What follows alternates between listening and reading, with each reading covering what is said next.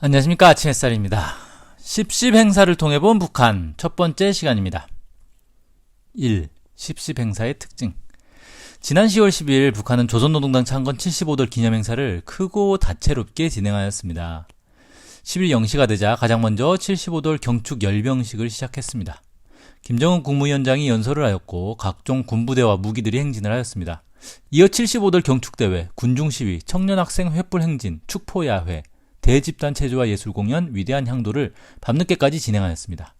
그 밖에도 이날을 전후로 조명축전, 빛체조와 2020, 각종 전시와 전람회, 기념주화 발행, 각종 도서 출판, 여러 다양한 경축 공연 등이 있었습니다. 이 행사들에는 평양 시민은 물론 북한 전역의 많은 공로자들이 경축 대표와 참관 성원으로 참가하였으며 북한 국민은 물론 세계인이 텔레비전으로 관람하였습니다. 이날 있었던 여러 행사들의 특징을 세 가지로 정리해 보았습니다. 첫째, 굉장히 현대적이다. 북한은 행사 전반에서 현대적 면모를 과시하였습니다. 특히 열병식을 보면 군인들의 복장부터 재래식 무기, 전략 무기까지 모든 것이 현대적으로 새롭게 발전하였음을 알 수 있습니다. 군인 복장을 보면 방탄모에 달린 야간 투시경부터 신형 군화까지 말 그대로 머리끝에서 발끝까지 바뀌었으며 총도 신형 자동 보청에 소음기, 조준경, 레이저 표적 지시기가 달려있고 귀에는 개인 무선통신기, 팔에는 무선통신 단말기를 차고 있었습니다. 무기는 더욱 주목을 끄는데 특히 신형 잠수함 발사 탄도미사일 SLBM, 북극성 4숏, 신형 대륙간 탄도미사일 ICBM이죠. 이런 것들은 지금껏 본 적 없는 거대한 크기로 사람들을 압도하였습니다. 미국 전문가들도 하나같이 신형 미사일들의 경악을 금치 못하면서 괴물, 세계 최대, 기존 미사일보다 두세 배 강력해져 라는 분석들을 쏟아냈습니다. 이처럼 굉장히 현대적인 모습은 군사과학 기술이 크게 발전했다는 점과 함께 이것을 해낼 경제력이 있다는 것을 말해줍니다. 비단 군사 분야만 발전한 게 아닙니다. 북한 수해복구 보도사진을 보면 신형 트럭들을 볼 수 있습니다. 물론 구형 트럭도 섞여 있지만 북한산 최신형 트럭도 종종 볼 수 있습니다. 대북제재 품목에 트럭도 있는 만큼 신형 트럭은 모두 북한이 자체로 개발하고 생산한 것으로 보입니다. 이처럼 경제봉쇄 속에서 자력으로 신형 트럭을 개발, 제작할 수 있다는 게 기성 관점으로는 쉽게 이해할 수 없습니다. 일반적인 나라들은 설계, 설비, 원료, 부품을 모두 자력으로 해결하기보다 여러 나라에서 구해 제작하면서 이를 글로벌 가치사슬이라는 그럴듯한 말로 부릅니다. 그래서 경제봉쇄를 당하면 더 이상 발전하지 못하고 낙후하게 살거나 끝내 망할 거라고 생각합니다. 봉쇄 속에서 첨단 기술력을 계속 발전시키고 신형 트럭과 같은 제품들을 생산하는 건 일반 상식 밖의 모습입니다. 둘째, 규모가 대단히 크고 짜임새가 있다. 행사들을 보면 참가 인원과 관람자 수를 헤아리기 힘들 정도로 규모가 큽니다. 언론은 열병식 참가 군인만 2만 명이 넘을 것으로 추정했습니다. 여기에 군중시위, 횃불행진 등 여러 행사들에도 이와 비슷한 인원이 참여한 것으로 보입니다. 대집단 체조와 예술 공연에는 10만여 명이 출연한다고 합니다. 출연 혹은 참가자 수가 이 정도면 관람자 수는 훨씬 많을 것입니다. 평양 시민이 다 나오고 북한 전역에서도 행사 참가를 위해 모여든 모양새입니다. 물론 사람 수만 따지면 수백만 명이 참가하는 세계적인 행사들도 있습니다. 하지만 이런 행사들은 대부분 맥주 축제, 불꽃놀이 축제 같은 먹고 즐기는 상업적 축제입니다. 북한의 10.10 행사처럼 뚜렷한 정치적 내용을 가지고 수십만 명이 함께 행사를 준비하고 주인으로 참여하는 행사는 없을 것입니다. 규모만 큰 게 아니라 행사가 짜임새가 있고 수준이 높아 하나의 거대한 거리예술, 행예술 공연을 방불케 합니다. 수많은 사람들이 다채로운 행사를 진행하면서도 실수 하나 없이 완벽에 가까운 모습을 보이며 미학적으로도 완성도가 높았습니다. 또한 행사 내내 수많은 드론이 날아다니며 촬영을 하고 이를 편집해 행사 기록 영상까지도 하나의 작품으로 만들었습니다. 셋째, 분위기가 진취적이고 자신감 있고 역동적이다.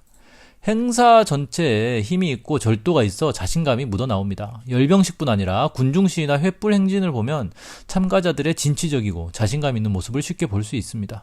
또 축포야외는 행사를 마음껏 즐기면서도 질서가 유지되는 모습을 보여줍니다. 행사에 참여한 사람, 지켜보는 사람의 면면을 보면 감동의 눈물을 흘리는 사람, 환호하는 사람, 신이 나서 흥겨워하는 사람, 굳은 다짐의 표정을 짓는 사람, 함성을 지르는 사람 등 다양합니다. 하지만 어디에도 무표정하거나 무관심하거나 지루해하는 표정은 없습니다. 매우 역동적입니다. 그러면서도 지나치게 흥분해 절제를 잃고 폭주하는 사람은 한 명도 없습니다. 보통 이런 대규모 행사를 하면 주최 측은 질서 유지에 골머리를 썩기 마련입니다. 분위기에 취해 이성을 잃은 사람들이 사고를 치는 경우가 종종 발생하기 때문입니다. 또한 상업적 행사들은 사람들을 끌어모으기 위해 선정적으로 흐르거나 퇴폐항락적 모습으로 변질되기 쉬우며 규모에 비해 수준이 낮거나 지나치게 장사 속을 밝혀 참가자들의 눈살을 찌푸리게 하는 경우도 많습니다. 하지만 북한의 10.10 행사에서는 그런 모습을 찾아보기 힘들었습니다. 이런 특징들을 종합해보면 북한의 10.10 행사는 지상 최대 최상의 정치 행사, 정치 축전으로 보입니다. 세계적으로 유명한 정치 행사들과 한번 비교를 해보겠습니다. 미국은 대선을 앞두고 하는 전당대회나 선거 유세가 대표적인 큰 규모의 정치 행사입니다. 체육관이나 운동장 같은 넓은 곳에 수많은 지지자들이 모여 마치 인기 연예인에게 환호하듯 정치인에게 열광합니다. 하지만 그 수준을 보면 경쟁자에 대한 비난과 조롱, 무질서와 분열, 계파 갈등, 막대한 돈을 쏟아붓는 사치 등 어두운 면도 만만치 않습니다. 이 때문에 미국 내에서도 전당대회 무용론이 나올 지경입니다. 중국과 러시아도 대규모 열병식을 하기로 유명합니다. 예를 들어 지난해 10월 1일 중국은 건국 70주년 행사를 크게 진행했습니다. 하지만 규모나 다채로운 행사 구성, 예술성 등 여러 면에서 북한의 10.10 행사에 미치지 못했습니다. 특히 홍콩 사태가 행사 분위기에 부정적 영향을 끼치기도 했습니다. 러시아는 매년 5월 9일 2차 세계대전 승전 기념 행사를 해왔습니다. 하지만 열병식 위주 행사로 역시 북한에 비해서는 규모나 행사의 다양성, 참여도 면에서 모두 못 미칩니다. 특히 올해는 코로나19 여파로 날짜로 6월로 연기하고 규모도 대폭 축소하였습니다. 프랑스는 지난 2018년 7월 14일 프랑스 혁명 229주년 기념 열병식을 야심차게 준비하여 진행하였습니다. 그런데 행사 중간에 오토바이끼리 서로 부딪혀 넘어지고 삼색 비행구름을 이용해 프랑스 국기를 그리려 하는데 색깔이 틀려 엉터리 국기가 그려지는 등 정부 행사라 보기 힘들 정도의 수준 낮은 열병식이 되었습니다. 거기다 자유를 상징하는 행사에 군국주의 상징 일본 자위대 우길기까지 휘날려 망신을 자초했습니다. 이처럼 수십, 수백만 인파가 모이는 대규모 국가 행사를 수준 있게 하는 건 아무 나라나 할 수 없습니다. 그런데 북한은 이번에 대규모 행사를 완벽하게 소화했습니다. 2. 김정은 국무위원장의 면모. 북한 사회를 분석하는 데서 김정은 국무위원장의 면모를 알아보는 건 굉장히 중요합니다. 북한 사회의 특성상 국무위원장이 국가의 중심에 있기 때문입니다. 이번 행사도 국무위원장의 뜻대로 준비되고 국무위원장 중심으로 전개되었습니다. 즉, 이번 10.10 행사의 가장 중요한 핵심은 행사에서 보인 국무위원장의 면모라고 할 수 있겠습니다. 첫째, 인민대중제일주의.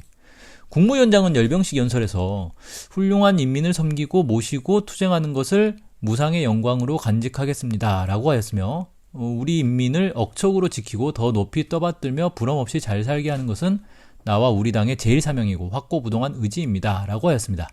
또 역사의 전능한 창조자인 위대한 우리 인민이라고도 하였습니다. 연설 전반을 보면 국민을 모시고 섬겨야 하는 존재로 자신은 국민의 충복이며 국민을 위해 일하는 일꾼으로 지위를 설정하고 있습니다. 연설 내용의 소술 방식도 자기 활동을 국민에게 보고하는 방식입니다.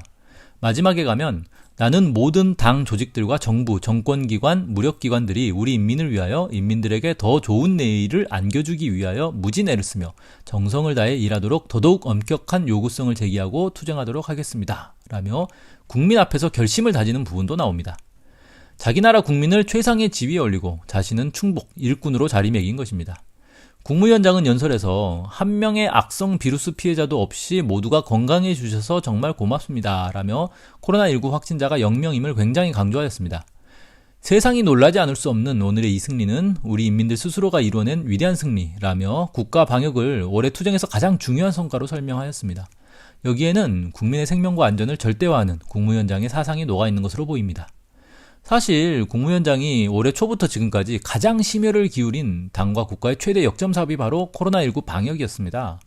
국무위원장은 2월 29일 당 중앙위 정치국 확대회의, 4월 11일 당 중앙위 정치국 회의, 7월 2일 당 중앙위 정치국 확대회의, 7월 25일 당 중앙위 정치국 비상 확대회의, 8월 6일 당 중앙위원회 정무국 회의, 8월 13일 당 중앙위 정치국 회의, 8월 25일 당 중앙위 정치국 확대회의와 정무국 회의, 9월 29일 당 중앙위 정치국 회의 등 코로나19 방역을 핵심 의제로 한 주요 회의를 여러 차례 직접 주재하였습니다.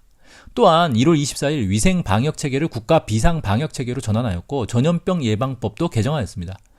국무위원장은 남들 같으면 상상할 수도 없는 방역 안정 형세를 유지하였다고 하였는데 실제로 코로나19 확진자 0명은 세계에 유례가 없는 굉장히 특출한 사례입니다.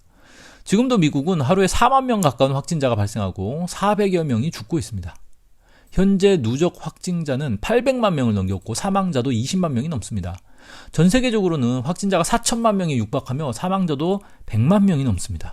코로나19 방역 모범국으로 꼽히는 대한민국도 누적 확진자가 2만 5천 명이 넘고 사망자도 444명, 이게 10월 20일 기준입니다.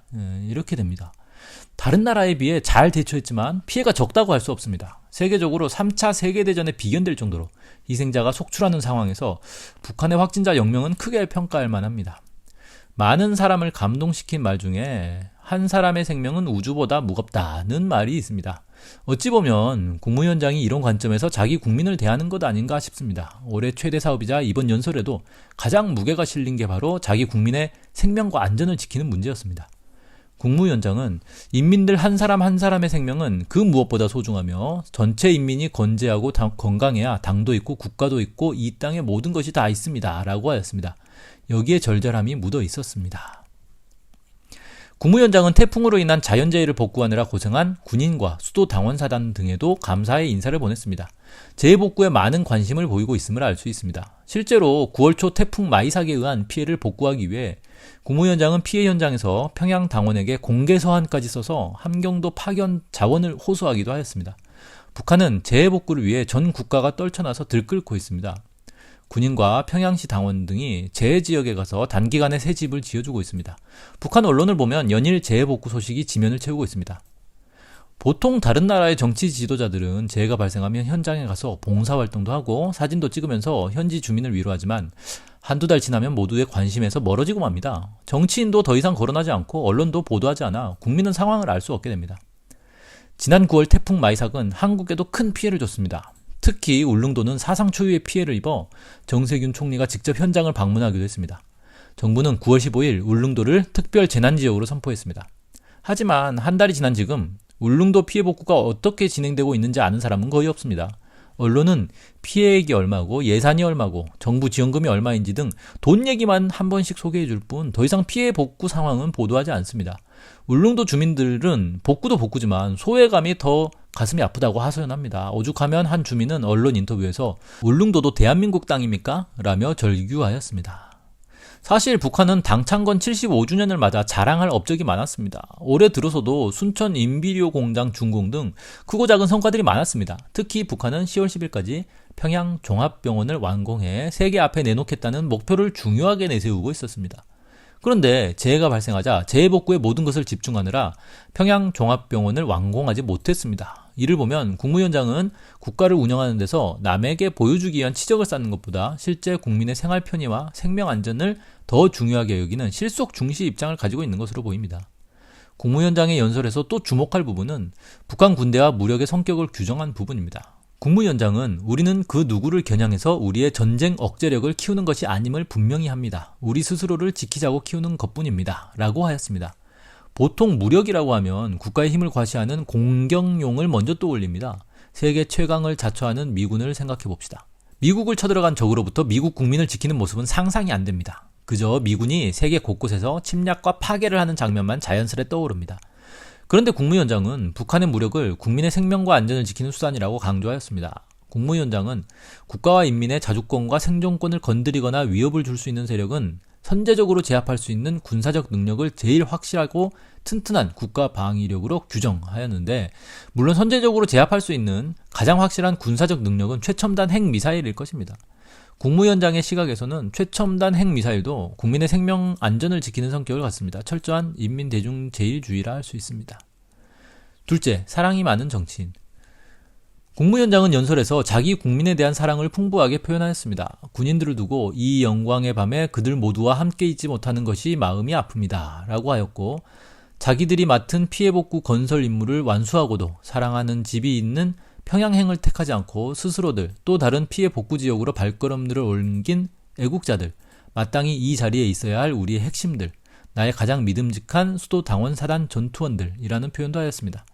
또 코로나19 확진자가 단 한 명도 없이 광장에 모인 것을 두고 왜서인지 지켜냈다는 이 감격의 기쁨에 눈앞이 흐려지고 모두가 건강하신 모습을 배우니 고맙습니다. 이 말밖에 할 말을 더 찾을 수 없습니다. 라고 격정을 터뜨렸습니다. 국무위원장은 대한민국 국민에게도 인사를 보냈습니다. 사랑하는 남녘의 동포들에게도 따뜻한 이 마음을 정히 보내며 하루빨리 이 보건위기가 극복되고 북과 남이 다시 두 손을 마주잡는 날이 찾아오기를 기원합니다. 라고 하였습니다. 여기서 정의란 진정으로 꼭 맑고 깨끗하게 조심스럽게 다루어 깨끗하고 온전하게 정성을 들여서 매우 곱게 이런 뜻입니다.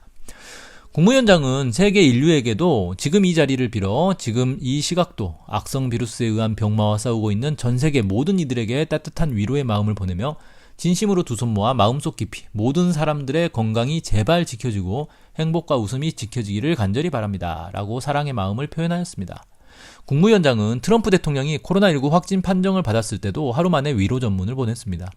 정치 지도자 가운데 이런 식으로 자기 국민과 세계 인류에게 많은 사랑을 표현하는 지도자는 거의 없는 듯합니다. 트럼프 미국 대통령에게서 이런 걸 떠올리기는 쉽지 않습니다. 푸틴 러시아 대통령도 그렇고 문재인 대통령도 그렇습니다. 국무위원장의 가슴속에는 사랑이 참 많은 것으로 보입니다. 셋째, 겸손. 국무위원장은 연설에서 하늘 같고 바다 같은 우리 인민의 너무도 크나큰 믿음을 받아 안기만 하면서 언제나 제대로 한번 보답이 따르지 못해 정말 면목이 없습니다. 제가 전체 인민의 신임 속에서 위대한 수령님과 위대한 장군님의 위협을 받들어 이 나라를 이끄는 중책을 지니고 있지만 아직 노력과 정성이 부족하여 우리 인민들이 생활상 어려움에서 벗어나지 못하고 있습니다. 라고 하였습니다.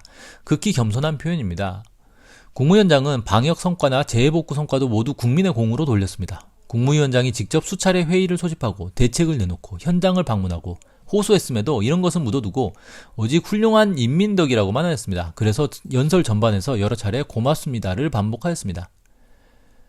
국무위원장은 자신을 낮추는데 습성화된 듯합니다. 지난 7월 27일 조국 해방전쟁 승리 67주년을 맞아 열린 제6차 전국 노병대회에서 국무위원장은 연설을 하기 전과 후 연단 옆에서 그리고 대회장을 떠나기 직전 문 앞에서 90도로 허리를 숙여 인사를 해 많은 이들을 놀라게 하였습니다.